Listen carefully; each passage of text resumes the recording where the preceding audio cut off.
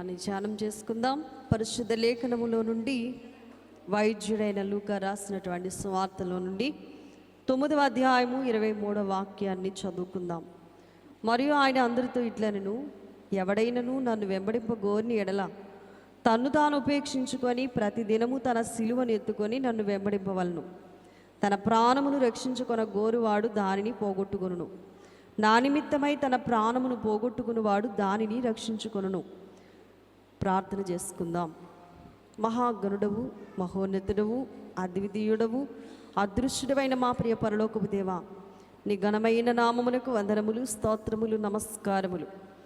ఈ యొక్క నాయన సిలువ ధ్యాన దినమందు నీ వైపు చూస్తున్న మాకు నీ వాక్యములో నుండి నీవు నాతో మాతో అందరితోనూ మాట్లాడమని నిలవబడి ఉన్న నన్ను పూర్తిగా మీ వశపరుచుకొని ఈ యొక్క నాయన దేవా సిద్ధపాటు నెలలోనికి వచ్చిన మాకు గొప్ప అంతస్తు కలిగినటువంటి సిద్ధపాటు మేము కలిగి ఉండడానికి సహాయం దయచేయమని దేవా మా అందరినీ బలపరచు మాటలు అందించి ఆశీర్వదించి వర్ధిల్ల చేయమని మహారాజే వచ్చుచూ ఉన్న యేసుక్రీస్తు వారి ఉన్నత నామమందు ప్రార్థించి బ్రతమలాడి వేడుకుంటున్నాను పరమ తండ్రి, ఆమేన్. పరిశుద్ధ లేఖనములో మనం చదివినటువంటి లేఖన భాగములో నుండి వైద్యుడైనటువంటి లూకా రాసినటువంటి మాటలు చూస్తే, ఎవడైనను క్రీస్తుని వెంబడించాలి అని అనుకుంటున్నారా?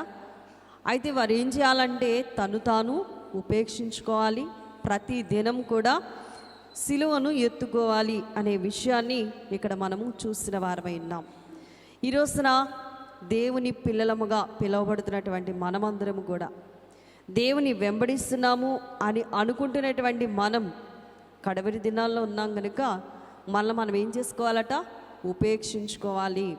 మనం ఏం చేసుకోవాలంటే ప్రియులరా, ఎవరి శ్రమ వారే మోసుకుంటూ ఒకరినొకరు ప్రేమించుకుంటూ ముందుకు పరిగెత్తాలి. కానీ లోపల రకరకాలైనటువంటి ఉండకూడనటువంటి వాటిని పెట్టుకొని దేవునికి దూరము కాకూడదు అనే విషయాన్ని సిలువనాథుడైనటువంటి క్రీస్తు వారు మనకి తెలియజేస్తూ ఉన్నారు.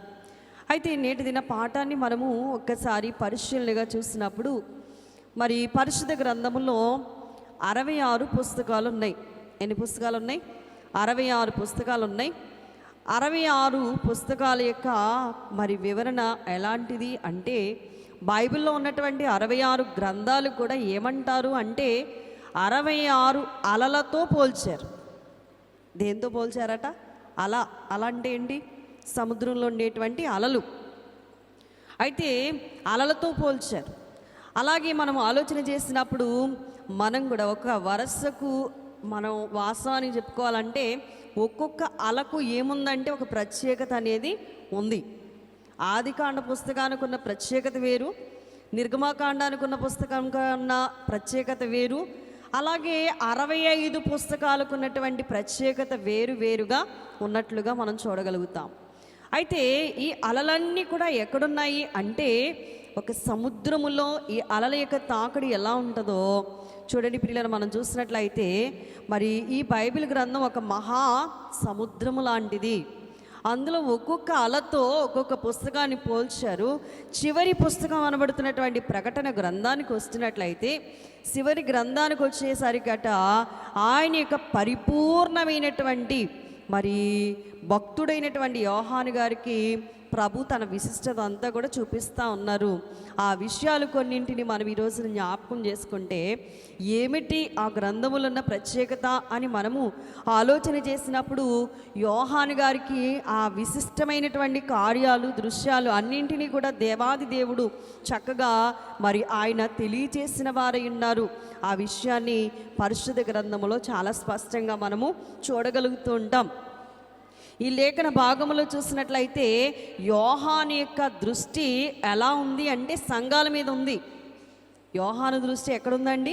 సంఘం మీద ఉన్నప్పుడు దేవుడట యోహానునంట మహిమ దృష్టి గలవాడిగా మార్చారటండి. సంఘాల మీద ఆశ పెట్టుకుని సంఘాలు బలపరుచుకోవాలి, సంఘాన్ని సిద్ధపాటు చేయాలి అన్నటువంటి తన యొక్క మరి స్వభావాన్ని అట క్రీస్తు వారు తన వైపుకు మార్చుకుని ఏం చేశారంటే, ఒకటి యోహాను గారిని అంట మహిమ దృష్టి గలవాడిగా మార్చారట. రెండవది చూస్తే యోహాను గారిని మహిమ తలంపు గలవాడిగా మార్చారట. మూడవదిగా చూస్తే యోహాను గారిని మహిమ కోరిక గలవారిగా మార్చారటండి. మనమందరం కూడా ఏ తలంపులు కలిగి ఉండాలంటే మహిమ తలంపులు కలిగి ఉండాల. దైవజనులు అన్నారు కదా, మనోవిచారము కూడదు నీకు, మహిమ తలంపులే కావలెను. మనోవిచారము కూడదు నీకు, మహిమ తలంపులే. దినక్రమాన దివ్య గుణంబులు, దినక్రమాన దివ్య గుణం దేవుడే చూచుండును, దేవుడే చూచుండును. మనోవిచారము కూడదు నీకు, లంపులి కావలేను. యోహాను గారి దృష్టి అంతా కూడా సంఘాలు బలపరచాలి అనేటువంటి ప్రేరణతో ఉన్నటువంటి యోహాను గారినంట దేవాది దేవుడు ప్రత్యేకంగా, యోహాను గారి శరీరం ఖైదులో ఉన్నది కానీ ఆయన ఆత్మట ప్రయాణం చేసి ఎక్కడికి వెళ్ళిందండి? పరలోకానికి వెళ్ళింది. ఆయన శరీరం ఎక్కడుందో చెప్పండి అంటే, ఆయన శరీరం ఎక్కడుందండి? ఖైదులో ఉంది. అంటే శరీరం ఏమైపోయింది? మృతమైపోయింది, చచ్చిన వాళ్ళ పడున్నాడు. ఆయన ఎక్కడికి ప్రయాణం చేశారంటే పరలోకానికి ప్రయాణం చేశారు. అక్కడున్న విషయాలన్నీ కూడా ప్రభు చూపిస్తూ ఉంటే ఆ విషయాలన్నీ కూడా చక్కగా తేట తెల్లంగా నేర్చుకొని ఈ ప్రకటన గ్రంథ పుస్తకాన్ని చక్కగా రాసిన వారై ఉన్నారు. ప్రకటన అనగా ఎంతో అద్భుతమైనటువంటి ఆధ్యాత్మికమైనటువంటి మర్మాలు కలిగిన గ్రంథము కనుకనే ఈ 66వ గ్రంథాన్ని తప్పనిసరిగా ప్రతి విశ్వాసి ఏం చేయాలంట? చదవాలి. ప్రతి క్రైస్తవుడు కూడా ఈ పుస్తకాన్ని తప్పనిసరిగా చదవాలి. దానిలో ఉన్నటువంటి సారాంశం అంతా కూడా ఖచ్చితంగా మనం ఏం చేయాలంటే తెలుసుకోవలసినటువంటి పుస్తకమైనది. ఈ ప్రకటన గ్రంథాన్ని ఏమన్నారు అంటే, ఈ ప్రకటన గ్రంథాన్ని ఏమని పిలిచారు అంటే తెగుళ్ళ గ్రంథం అని పిలిచారు. ఏ గ్రంథం అంటండి? తెగుళ్ళ గ్రంథం. ఇంకా చెప్పాలంటే ఈ ప్రకటన గ్రంథాన్ని ప్రవచన గ్రంథం అని పిలిచారు. ప్రవచన గ్రంథం. అలాగే ఇంకా ఏమని పిలిచారంటే ప్రకటన గ్రంథాన్ని దర్శన గ్రంథము అని పిలిచారు. అలాగే కఠినమైన గ్రంథం అని పిలిచారు. ఇంకా ఈ ప్రకటన గ్రంథాన్ని పరలోకపు ప్రదర్శనను చూపించేటువంటి గ్రంథం అని కూడా వ్రాసి వచ్చిన వారై ఉన్నారు. ప్రకటన గ్రంథాన్ని అనేకమైనటువంటి ఎడతెరిపి లేనటువంటి తెగుళ్ళు వచ్చేటువంటి గ్రంథముగా ఈ గ్రంథాన్ని తెలియజేశారు. అందుకని ప్రకటన గ్రంథాన్ని దర్శన గ్రంథం, భయంకరమైన గ్రంథం అని కూడా ఈ పుస్తకాన్ని పిలుస్తూ ఉంటారు. కాబట్టి ఈరోజు ఇటువంటి ప్రకటన గ్రంథంలో ఉన్న కొన్ని వచనాలు మనము ఆలోచన చేసినట్లయితే ఆ వచనాల యొక్క వివరణ పరిశుద్ధ గ్రంథములోండి యోహాను ద్వారా మనము నేర్చుకుంటా ఉన్నాం. అసలు ప్రకటన గ్రంథంలో ఉన్న మొదటి అక్షరం ఏంటంటే ప్రకటన అనగా ఈ ప్రకటనలో ఉన్న మొదటి అక్షరము ప్ర అనగా ప్రత్యక్షత కలిగిన గ్రంథం అని అర్థం. మనం అందరం ఎరిగిన వారమైనాం. ఈ అనగా ప్రత్యేకమైనది అని అర్థం. ఏమిటంట? ప్రత్యక్షత కలిగినది, ప్రత్యేకమైనది. అనగా బైబిల్ అంతటిలో కూడా ప్రధానమైనది అని అర్థం. ఎందుకంటే 65 పుస్తకాల్లో ఉన్నదంతా కూడా ఈ గ్రంథములోనే మనము చూడగలుగుతూ ఉంటాం. ప్రకటించవలసిందే కానీ దాయవలసిన గ్రంథం కాదు ఈ పుస్తకం. ప్రపంచం అంతటికి కూడా నోటీసు వంటిది ఈ ప్రకటన గ్రంథం. ప్రపంచం అంతటికి కూడా, ఒక్కరికి ఇద్దరికి కాదు, లేక ఒక కులస్తులకో లేక ఒక జాతి వారికో ఒక వంశానికో ఒక వర్గానికో సంబంధించింది కాదు. ప్రపంచం అందరికీ కూడా నోటీస్ వంటిది. అందరూ కూడా ఏం చేయాలి? నోటీస్ వచ్చిందనుకోండి, చూడండి స్కూల్లో నోటీస్ బోర్డు పెడతా ఉంటారు. ఆ నోటీస్ బోర్డు ఎవరు చదువుతారు? ఎవరికి పెట్టారు? వాళ్ళకి ఖచ్చితంగా చదువుతారు. ఈ ప్రకటన గ్రంథం అలా కాదు, ప్రపంచానికి నోటీస్ వంటిది. అంటే అందరూ కూడా ఏం చేయాలి? చదవాలి. అందులో ఏముందో, అసలు దానిలో ఏమి రాశాడో దేవుడు అనే విషయాన్ని ప్రపంచమంతా కూడా తేటతెల్లంగా చదివి నేర్చుకోవాల్సినటువంటిది ఈ ప్రకటన గ్రంథం. ఇంకా చూసినట్లయితే ప్రత్యేకింపబడినటువంటి యోహానుకు ప్రత్యేకంగా చూపించి వ్రాయించిందే ఈ గ్రంథం. అందుకనే దీన్ని చదివేవారంట దీనికి ఒక ప్రత్యేకతనిచ్చి చదవాలట. ఈ గ్రంథము ఏమని అంటారంటే ప్రత్యేకమైంది కాబట్టి, ప్రధానమైంది కాబట్టి చదివేటప్పుడు కూడా ప్రత్యేకంగా చదవాలి, ప్రధానంగా చదవాలి. మరి అందరూ కూడా దీన్ని ఏం చేయాలి? చదవాలి, చదివే తీరాలి, అర్థం చేసుకోవాలి అనే విషయాన్ని ఈ ప్రకటన అనే మాటల్లో ప్రారంభ వచనానికి లేక ప్రారంభ మాటకి అనగా ఇన్ని మాటలు రాయబడి ఉన్నాయి. రెండవ అక్షరం ఏంటంటే క. అంటే ఏంటి? కనికరము చూపించు గ్రంథము. ఏం చూపిస్తుందంటండి? కనికరము చూపించు గ్రంథము. ఇంకా ప్రతి వారి హృదయాన్ని కూడా కదిలించే గ్రంథం. ప్రతి వారి హృదయాన్ని కూడా ఏం చేస్తుందంట? కదిలించే గ్రంథం. ఇంకొకటి భయంకరంగా కఠినమైన గ్రంథం. ఏ గ్రంథం అంటండి? కఠినమైన గ్రంథం. ఇంకా చెప్పాలంటే కలవరపరిచే గ్రంథం అని అన్నారు. ఇంకా చెప్పాలంటే కడవరి శిక్ష తెలియపరిచేటువంటి గ్రంథముగా చూడగలుగుతున్నాం. కన్నులను తెరిపించేటువంటి గ్రంథం అన్నారు. కన్నులు తెరవజేసే గ్రంథం. ఇంకా చెప్పాలంటే కన్నీరు తుడిచే గ్రంథం. మరి ఇంకా ఇలా లోతుకు వెళ్తూ ఉంటే కడవరి తీర్పు గల గ్రంథం అని కాక ఇన్ని మాటలుంటే చూడండి, ప్రకటన గ్రంథంలో ఎన్ని మాటలు ఉండుంటాయి బహుశా. అందుకనే అన్ని అలల కంటే కూడా ఈ 66వ అల చాలా గొప్ప విశిష్టతను సంపాదించుకుంది. ఇది చాలా గొప్పది. కాబట్టి ఇంకా చెప్పాలంటే ఈ కఠినమైనటువంటి కనికరం చూపించేటువంటి కన్నీరు తుడిచేటువంటి కడవరి తీర్పు ఉందని బయలుపరిచేటువంటి మరి కదిలించేటువంటి ఈ గ్రంథాన్ని ప్రతి ఒక్కరము కూడా ఏం చేయాలంటే చదివే తీరాలి. దాన్ని మూలన పెట్టుకూడదు, దాచుకోకూడదు.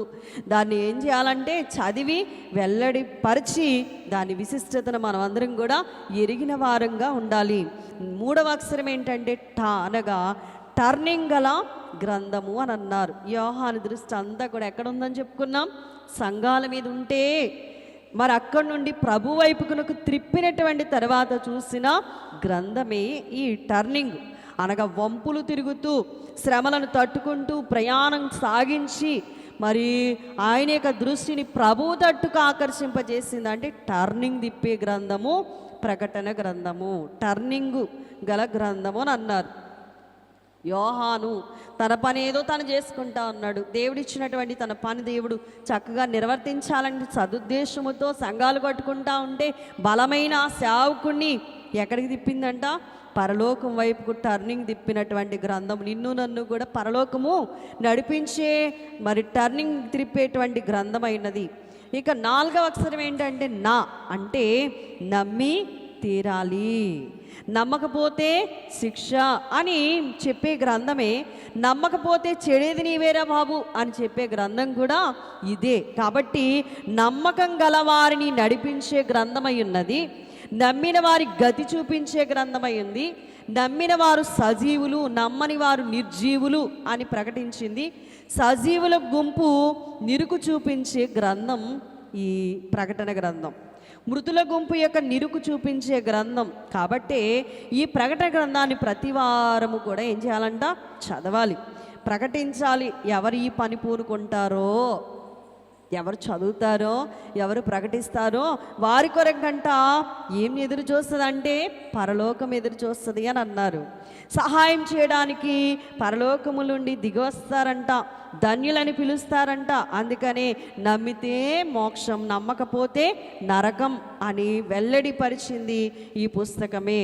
కాబట్టి ఈ గ్రంథాన్ని చాలా చక్కగా తేటతల్లంగా ఏం చేయాలంటే చదువుకుంటూ ధ్యానం చేసుకుంటూ ప్రతినిత్యం కూడా మనము దైవ ధ్యాన పరులమై ఉండాలని మనందరికీ కూడా చక్కని మాటలను ఈ పుస్తకం తెలియజేస్తూ ఉంది. అందుకనే చూడండి ప్రియులారా, ఈ ప్రకటన గ్రంథములో ఉన్న విశిష్టతను గురించి ప్రకటన గ్రంథం ప్రకటన గ్రంథము మొదటి అధ్యాయములో కొన్ని మాటలు ఈ విధంగా వ్రాయబడి ఉన్నాయి. మరి ఏంటి ఆ మాటలు అంటే చూడండి, 12వ వచనము నుండి చదువుతున్నప్పుడు ఇది వినగా నాతో మాటలాడుచున్న స్వరమేమిటో అని తిరగగా 7 సువర్ణ దీపస్తంభములను, ఆ దీపస్తంభముల మధ్యను మనుష్య కుమారుని పోలిని యొకనిని చూచితిని. ఆయన తన పాదముల మట్టునకు దిగుచున్న వస్త్రము ధరించుకొని రొమ్మునకు బంగారు దట్టి కట్టుకుని ఉండెను. ఆయన తల వెంట్రుకలను తెల్లని ఉన్నిని పోలినవై హిమమంత ధవలముగా ఉండెను. ఆయన నేత్రములు అగ్ని జ్వాల వలె ఉండెను. ఆయన పాదములు కొలిమిలో పుటము వేయబడి మెరయుచున్న అపరంజితో సమానమై ఉండెను. ఆయన కంఠస్వరము విస్తార జల ప్రవాహముల ధ్వని వలె ఉండెను. ఆయన తన కుడి చేత 7 నక్షత్రములు పట్టుకుని ఉండెను. ఆయన నోటి నుండి 2 అంచులు గల వాడి అయిన ఖడ్గం ఒకటి బయలు వెడలుచుండెను. ఆయన ముఖము మహా తేజస్సుతో ప్రకాశించుచున్న సూర్యుని వలె ఉండెను అని ఈ మాటలను పరిశుద్ధ గ్రంథములోండి మనం చదువుతా ఉన్నాం. ఈ మాటల యొక్క వివరణ గురించి మనము ఆలోచన చేసినప్పుడు ఒకటి ఏమని వ్రాసారు అంటే, ఆయన తన పాదముల మట్టుకు దిగుచున్న వస్త్రం ఏం వేసుకున్నాడటండి? పాదాల మట్టుకు దిగుచున్న వస్త్రం వేసుకుని ఉన్నారంట. ఆయన నిత్యం కూడా ఎలాంటి వారిగా ఉన్నారు అనంటే, ఆయన పూర్తిగా తను తాను కప్పుకున్న వారై ఉన్నారు. పాదాల దాకా కూడా ఏముందంట? వస్త్రం ఉందంట. దాని యొక్క మరి ఆ వివరణ ఏమిటి అనంటే, ఆయన ఒక అధికారము కలిగిన వారై ఉన్నారు అని అర్థం. ఆయన పూర్తిగా ఏమి కలిగి ఉన్నారంట?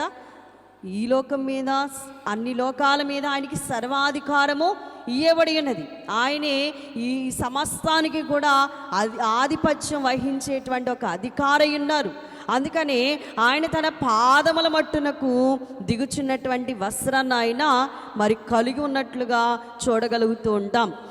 మరి యెషయా గ్రంథంలో చూస్తాం కదా, 6వ అధ్యాయములో మనం చూస్తే మరి ఆ యొక్క లేఖన భాగములో కనబడుతున్నటువంటి మాటలు, రాజైన ఉజ్జియా మృతి నొందిన సంవత్సరమున అత్యున్నతమైన సింహాసనమునందు ప్రభు ఆసీనుడై ఉండగా నేను చూచి తిని, ఆయన చొక్కాయ అంచులు దేవాలయం అంతా నిండుకున్నాయి అని వ్రాస్తారు. చొక్కాయ అంచులట దేవాలయం అంతా కూడా నిండుకొని ఉన్నాయి అనే విషయాన్ని మనం చూస్తాం. ఇక్కడ కూడా వస్త్రం ఎక్కడి వరకు వేసుకున్నారంట? ఆయన తన పాదముల మట్టునకు దిగుచున్న వస్త్రాన్ని ధరించుకున్న వారై ఉన్నారు. అంటే సమస్తం మీద ఆయనకి ఏముందంట? అధికారం ఉంది అని అర్థం. అన్ని లోకాల్లో, అన్ని కాలాల్లో ఆయన అధికారి ఉన్నారు.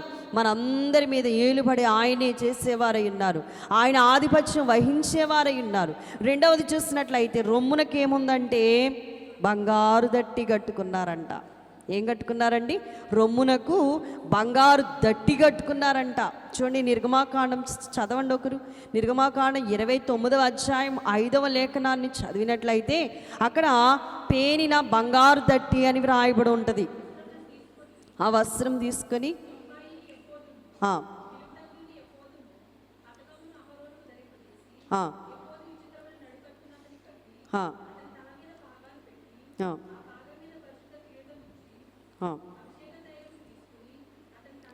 చూడండి ప్రియులరా, 29వ అధ్యాయం 5వ లేఖనములో ఏమేమి యొక్క అలంకరణ చేశారో ఈ విషయాలన్నీ కూడా గ్రంథకర్త తెలియజేశారు. అయితే ఎఫెసీ పత్రికలో ఆ వివరణ కనబడతా ఉంది 6వ అధ్యాయం 14వ లేఖనములో. మరి అక్కడ పేనిన బంగారు ఎలాగనగా, మీ నొడానికి సత్యం అనే దట్టి కట్టుకోండి. ఈయన రొమ్మునకి ఏం కట్టుకున్నాడంట? రొమ్ముకు బంగారు దట్టి కట్టుకున్నారు. రొమ్మునకు బంగారు దట్టి ఎవరు ధరించుకుంటారంటే యాజకులు ధరించుకుంటారు కదా అండి. ఎవరు ధరించుకుంటారు? యాజకులు ధరించుకుంటారు. అయితే నీతి అనేటువంటి మైమరువు, సత్యం అనేటువంటి దట్టి కట్టుకోమని చెప్పి ఈ ఎఫెసీ పత్రికలో చాలా స్పష్టంగా కనబడుతుంది 6:14లో. మీ నడుమునకు సత్యం అనే దట్టిని కట్టుకొని నీతి అను మైమరువు తొడుగుకొని, ఇక్కడ చక్కగా రాశారు, పాదాలకు సమాధాన సువార్త వలనైన సిద్ధ మనస్సును జోడు తొడుగుకొని నిలవబడండి అని అన్నారు. ఏం కట్టుకోవాలంట? సత్యం అనే దట్టి కట్టుకోవాలట. ఈయన ఏం కట్టుకున్నారు? రొమ్మునకు బంగారు దట్టి కట్టుకున్నారు. ఇప్పుడు మనం కూడా ఆ క్రీస్తు వారిని పోలి ఉండాలి అనంటే, మనం కూడా క్రీస్తు వారితో పాటు రేపు ఎగిరి వెళ్ళాలి అనంటే ఆయన స్వభావం మనం కూడా ధరించుకోవాలి. ఆయన వేసుకున్న వస్త్రమట పాదాల మట్టుకు దిగుతుంది. రొమ్ముకి ఎలా అయితే బంగారు దట్టి కట్టుకున్నారో మనం కూడా మరి సత్యం అనే దట్టిని మనం కూడా కట్టుకోవలసిన వారమై ఉన్నాం. మూడవది ఏమి రాయబడి ఉందంటే తల వెంట్రుకలు ఎలా ఉన్నాయో వర్ణించారు ఈ గ్రంథంలో. ఆయన తల మరి ఎలా ఉందంటండి, తల వెంట్రుకలు తెల్లని ఉన్నిని పోలినదిగా ఉన్నదటండి. సామెతల గ్రంథం చూద్దాం, 16వ అధ్యాయం 31వ వచనం. 16వ అధ్యాయం, నెరసిన వెంట్రుకలు అమ్మ సొగసైన కిరీటం అని అన్నారు. అంటే ఎవరికి సొగసైన కిరీటాలు ఇవి? నీతి ప్రవక్తన కలిగిన వారికి. నెరసిన వెంట్రుకలట నీతి ప్రవక్తన గల వారికి ఏమై ఉంటాయంట? సొగసైన కిరీటం అన్నారు. నీ ప్రవర్తన యోగ్యమైనదిగా ఉన్నట్లయితే అది ఏంటంట చెప్పండి? యోగ్యమైనది లేక సొగసైన కిరీటం. అందుకనే ప్రభువైన యేసుక్రీస్తు వారు మెరిసిన వెంట్రుకలు ఉన్నాయి అని అంటే దేనిని సూచిస్తుంది అంటే మహావృద్ధుడు ఆయన అని అర్థం. మహావృద్ధుడు అంటే ఏంటి? అనాది కాలము నుండి కూడా ఉన్నవారు అని రాశారు. ఏ కాలము నుండి అండి? అనాది కాలము నుండి రేపు అంతం వరకు ఉన్నవారు. అనాది పురుషుడైనా దేవుని ఆరాధించండి. అనాది పురుషుడైనా దేవుని ఆరాధించండి. ఆనాది దేవున్ ఆనాది దేవున్ అనంత దేవుడై ఉండే అనాదిని అనంత దేవుడై ఉండే. ఎవరంట ఆయన? అనాది నుండి ఉన్నవారు. అందుకనే ఆయన ఏమి కలిగి ఉన్నారు ఆయన అంటే తెల్లని ఉన్నిని పోలినటువంటి తల వెంట్రుకలు కలిగిన వారు. అంటే అనాది నుండి కూడా రేపు అంతం వరకు ఉన్నవారు. అటువంటి తండ్రిని మనం కలిగి ఉన్నాం. ఆయన్ని మనం ఏం చేయాలంట? ఆరాధించండి అని మనం పాడుకున్నాం. ఇక 4వది చూసినట్లయితే అగ్ని జ్వాల వంటి నేత్రాలు కలిగిన వాడంట. ఏం కలిగిన వారు? అగ్ని నేత్రములు కలిగిన వాడు. అగ్ని జ్వాలల వల్లే ఆయన నేత్రాలు కనబడతా ఉన్నాయి. చూడండి ప్రియులరా, సామెతల గ్రంథములోనే అదే అధ్యాయాన్ని మనం చూద్దాం. 16:31 క్రిందికి చదువుదాం.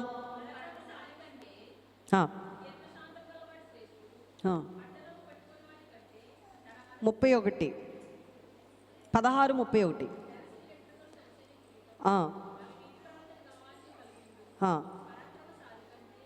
చూడండి, అగ్ని జ్వాల వంటి కన్నులు కలిగిన వాడు అని రాశారు. మరి ఆయన నేత్రాలట అగ్ని జ్వాల వంటి కన్నులు అంటే అర్థం ఏంటంటే, మరి చూడండి ఆయన కన్నులట అనాది నుండి అంతం వరకు కూడా అనంతం వరకు కూడా చూడగలిగిన కన్నులు. ఎక్కడి నుండి ఎక్కడి వరకు చూస్తున్నాయటండి? ఎక్కడి నుంచి అండి? అనాది నుండి రేపు అంతం వరకు ఉన్న కార్యాలన్నీ కూడా ఏం చేస్తున్నారు? ఆయన చూస్తూ ఉన్నారు. మనం ఆయన్ని ఏదో అనుకుంటున్నాం, కానీ మన హృదయ రహస్యాలన్నీ కూడా బాగుగా ఎరిగిన వారై ఉన్నారు. మనం ఏం చేస్తున్నాము? సమస్తం కూడా ఆయన ఏం చేస్తున్నారు? ఆయన కన్నులు చూస్తూనే ఉన్నాయి. ఆయన మనలను చూస్తూనే ఉన్నారు. ఆయన చూచుచున్న దేవుడై ఉన్నారు. సమస్తాన్ని ఎరిగిన వారై ఉన్నారు. అంటే చూడండి ప్రియులారా, మనం ఎక్కడున్నామో చూస్తున్నాడు, ఏం చేస్తున్నామో సమస్తాన్ని కూడా మరి ఆయనే చూస్తూ ఉన్నారు. ఆయన నేత్రాలట అగ్ని జ్వాల వంటి నేత్రాలు. ఆయనకి మర్మమైనది ఏది కూడా లేదు. అంతేకాదు ఆయన పాదాలట ఎలా ఉన్నాయండి? పుటము వేయబడి అపరంజిని పోల్చాడు కదా. అక్కడ పుటం వేయబడినటువంటి ఇత్తడి లేక అపరంజి అనే అర్థం. అలాగే దేవుని కోసం మరి ఇన్ని మాటలు వ్రాయబడి ఉన్నాయి. ఆయన కంఠస్వరం ఎలా ఉందంటే విస్తార జల ప్రవాహముల ధ్వని వలె కనబడతా ఉంది. ఆయన పాదాలను చూసి ఆయన కంఠస్వరాన్ని చూస్తున్నాం. అవి ఎలా ఉన్నాయంటే విస్తార జల ప్రవాహముల ధ్వని వలె కనబడతా ఉన్నాయి. మరి 16లో ఆయన గురించి రాస్తూ అన్నారు, ఆయన తన కుడి చేత 7 నక్షత్రాలు పట్టుకుని ఉన్నారంట. ఆయన నోట నుండి ఏముందంటే రెండంచుల గల వాడి అయినా ఖడ్గం ఒకటి బయలు పెడుతుంది. ఆయన ముఖం మహా తేజస్సుతో ప్రకాశిస్తూ ఉన్న సూర్యుని వలె ఉన్నది అని అన్నారు. ఇవన్నీ మనం అర్థం చేసుకుంటూ ఈ ప్రకటన గ్రంథాన్ని మరింతగా ఏం చేయాలంటే చదవాలటండి. ఆయన ఆధిపత్యం వహించిన వారని, ఆయన రాజ్యము అంతము లేనిదని, ఆయన గురించి మనం బాగుగా తెలుసుకునంట ఆయన నడవడికలో మనం నడుస్తూ ఉన్నామనుకోండి, దేవుడు మనల్ని రేపు పరలోకానికి తీసుకుని వెళ్తారు. మనం చదువుకుంటున్నటువంటి ఈ వాక్య గ్రంథం చూడండి ప్రియులరా, చాలా గొప్ప గ్రంథమై ఉన్నది. అనగా ప్రకటన గ్రంథం చాలా గొప్ప గ్రంథం. అయితే దీన్ని మనము మరి ఏ విధంగా చదవాలనేది దైవజనులు దేవదసాయి గారు అన్నారు. మరి ఒక విషయాన్ని చెప్తూ అన్నారు, పాదరసం అసలు దొరకదట. పట్టుకుంటామంటే పాదరసం దొరకదు, కానీ పట్టుకునే విధానం చెప్తారు. ఎలాగని పట్టుకోవాలి దాన్ని? పసుపు రాసుకుంటే పాదరసం దొరుకుతుందట, లేకపోతే అది దొరకదు. అలాగేనట ఎవరైతే దైవ సన్నిధి చేస్తారో వారు మాత్రమే ప్రకటన గ్రంథంలో ఉన్న సారాంశాన్ని చదవగలరు, దాన్ని వివరించగలరు, దాన్ని నేర్చుకొని అనేకులకు విశదపరచగలరు అన్నారు. అంటే మనం ఏం చేయాలి? ఇప్పుడు దైవ సన్నిధి సహవాసాన్ని అభ్యాసము చేసిన వారమైతే ప్రకటన గ్రంథంలో ఏముందో మనకి బాగుగా అర్థమవుతుంది అని తెలియజేసిన వారై ఉన్నారు. ఈ ప్రకటన గ్రంథంలో ఉన్న మరి మాటలను గురించి చాలా మరి స్పష్టంగా తెలియజేసిన వారై ఉన్నారు. అయితే ప్రభువుని యోహాను గారు ఇదివరకు చూసినటువంటి రూపం ఇక్కడ లేదు. ఏ రూపం ఉందండి? ఇదివరకు చూసిన రూపం వేరు. ఇప్పుడు ఎలా ఉన్నారు ఆయన అంటే చూడండి, గొప్ప మహిమ గల దర్శనముతో దేవుణ్ణి ఇక్కడ చూస్తూ ఉన్నారు. యోహాను సువార్తలో ఒకలా చూశారు. 7వ అధ్యాయము 25వ వచనములో చూస్తే, యోహాను సువార్త 7:25 చూడండి ఒకసారి.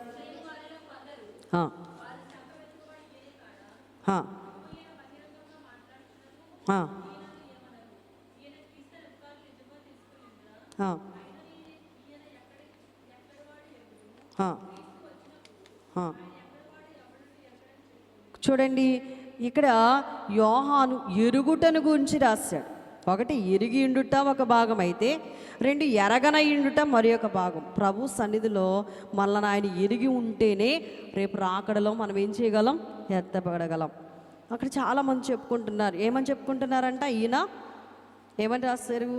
7వ అధ్యాయం 25వ వచనంలో ఏమని రాస్తున్నారు? ఈయన చూడండి ప్రియులరా, యెరూషలేములో చాలామంది చెప్పుకుంటున్నారంట, వారు చంప వెదుకువాడు ఈయనే కాడా? ఇదిగో ఈయన బహిరంగంగా మాట్లాడుచున్న ఈయనను ఏమి అనరు? ఈయన క్రీస్తు అనే అధికారులు నిజంగా తెలుసుకుని ఇందురా అయినను ఈయన ఎక్కడివాడో ఎరుగుదుము. ఈయన ఎక్కడివాడో ఎరుగుదుము.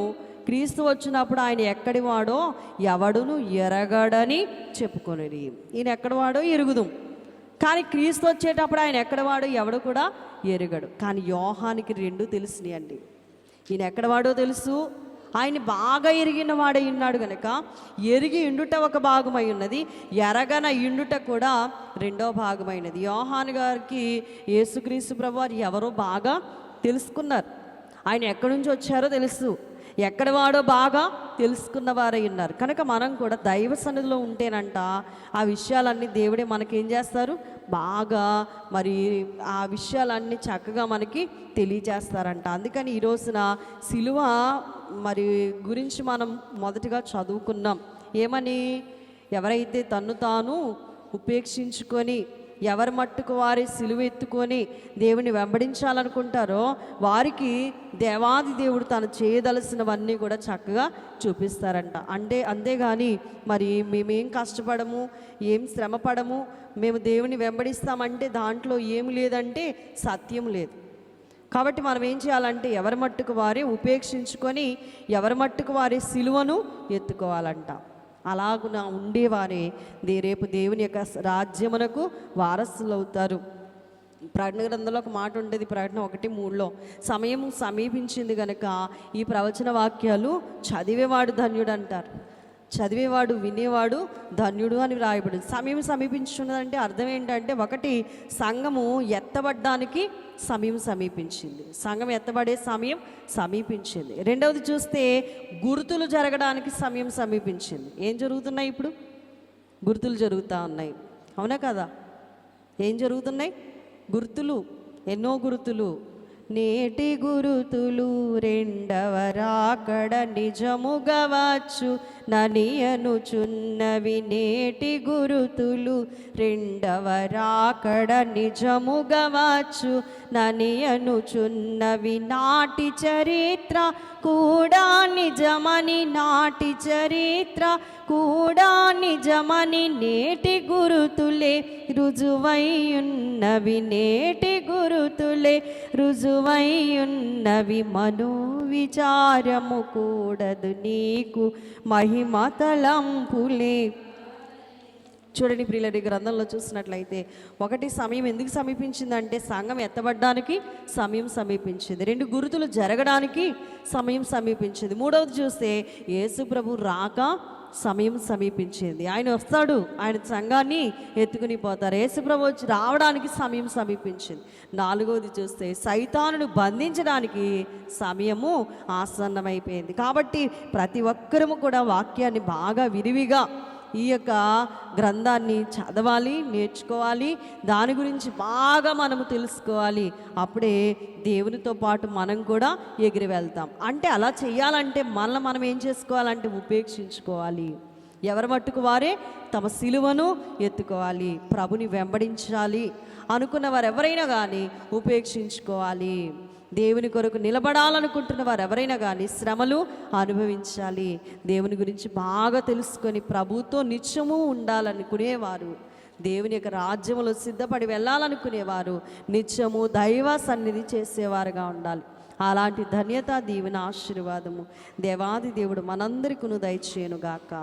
ఆమేన్. మెగారుడుగా మమర్చుకొచ్చి కొద్ది నిమిషములు దీనురా నేను నన్ను నిలవబెట్టిన తండ్రి స్తోత్రాలు.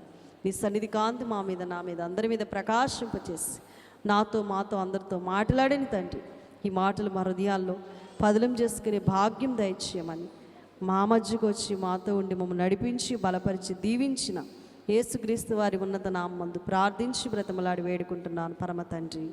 ఆమేన్. మీ అందరికీ మరణాత.